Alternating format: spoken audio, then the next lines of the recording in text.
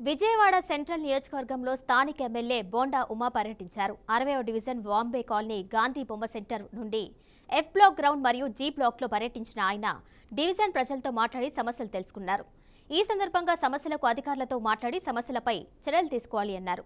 గతంలో ఆయన పర్యటించినప్పుడు నియోజకవర్గంలో ఎన్నో సమస్యలు గమనించా అన్నారు. ఇప్పుడున్న ప్రభుత్వం హయాంలో ప్రజల సమస్యలు తీరుస్తామని హామీ ఇచ్చారు.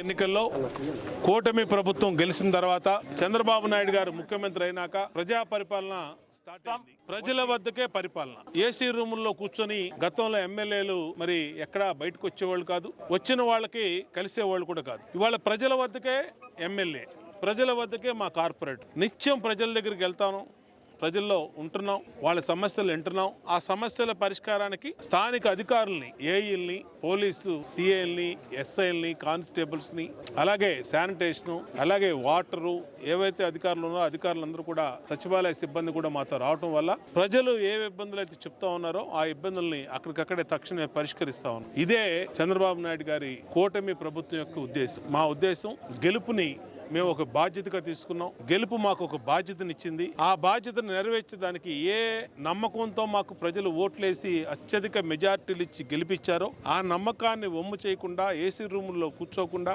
ఇవాళ అసెంబ్లీ ఉంది. అసెంబ్లీ సమయంలో అసెంబ్లీలో ఉంటుంది, అసెంబ్లీ అయిపోయినాక ప్రజల్లో తిరుగుతున్నాం. కాబట్టి ప్రజా సమస్యల పరిష్కారానికి ఇది ఒక మంచి వేదిక అయింది. ఇవాళ ఎక్కడికక్కడ సమస్యల గుట్ట